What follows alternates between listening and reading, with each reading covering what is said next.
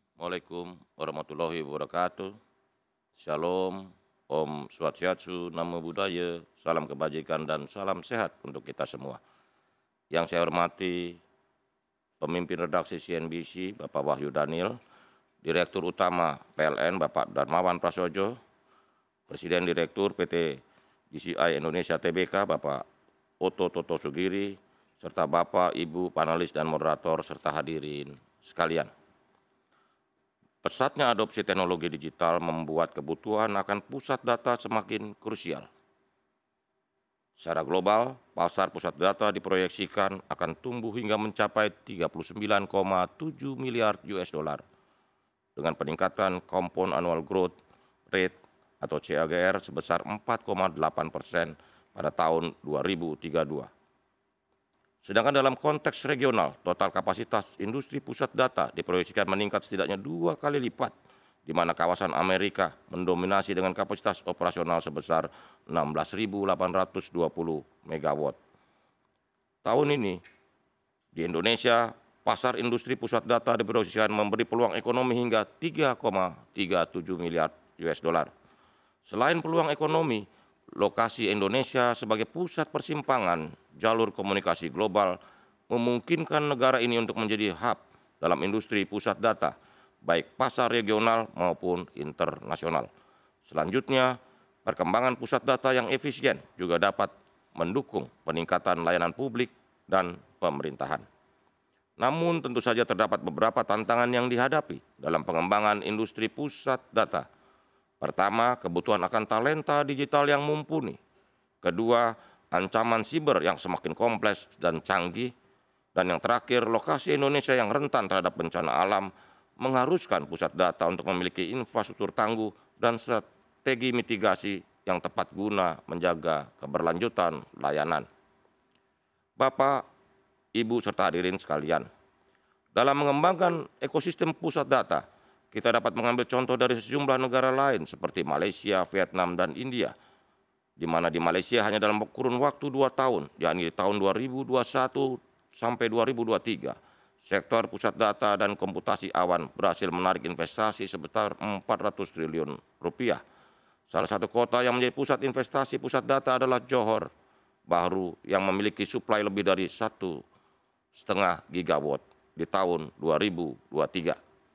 Selain itu, Hanoi, Vietnam menjadi digital hub dengan estimasi pasar data center sebesar 19,2 triliun rupiah. Sejumlah perusahaan besar global juga sudah mulai mempertimbangkan untuk berinvestasi di kota yang menjadi pasar pusat data terbesar ke-27 di Asia Pasifik tersebut. Mirip dengan Malaysia, India dipercaya oleh banyak investor pusat data dalam beberapa tahun belakangan ini. Salah satu kota yang diunggulkannya adalah Mumbai yang menjadi pasar pusat data kelima terbesar di Asia Pasifik dengan 32 pusat data. Dari ketiga kota tersebut terdapat kesamaan faktor pendukung yang dapat kita jadikan benchmark untuk Indonesia. Misalnya faktor kemudahan dalam proses perizinan, ketersediaan infrastruktur dan energi, serta pemberian insentif yang mendukung investasi. Untuk mengejar ketertinggalan kita, saat ini pemerintah terus berupaya menghadirkan terobosan kebijakan afirmatif yang dapat menumbuhkan iklim investasi, meningkatkan persaingan usaha, dan menjawab kebutuhan publik melalui inovasi industri pusat data. Di sektor publik, PP nomor 71 tahun 2019 tentang penyelenggaraan sistem dan transaksi elektronik akan diperkuat oleh rancangan peraturan Menteri Kominfo tentang penyelenggaraan sistem elektronik PSE lingkup publik. Kedua ketentuan tersebut kami yakin dapat menghadirkan penyediaan layanan yang andal, melindungi kepentingan nasional, serta memperkuat potensi pasar industri penyedia pusat data. Di sektor privat, kebijakan pusat data juga tunduk pada PP 71 tahun 2019 atau PP PSTE dan Peraturan Menteri Kominfo nomor 5 tahun 2020 tentang PSE lingkup privat. Kedua ketentuan tersebut sedang ditelaah untuk dipastikan dapat mengoptimalkan nilai ekonomi industri pusat data. Saya yakin beberapa di antara rekan-rekan ada yang sudah mendengar tentang rencana pemerintah melakukan revisi terbatas pada regulasi yang terkait dengan penguatan iklim investasi pusat data di Indonesia.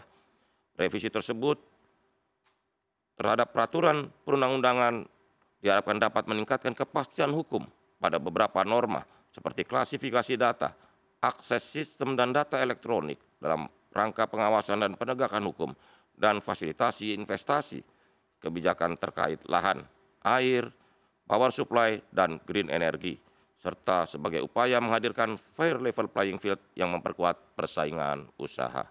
Bapak, Ibu, serta hadirin sekalian, saya ingin mengapresiasi CNBC selaku penyelenggara acara hari ini.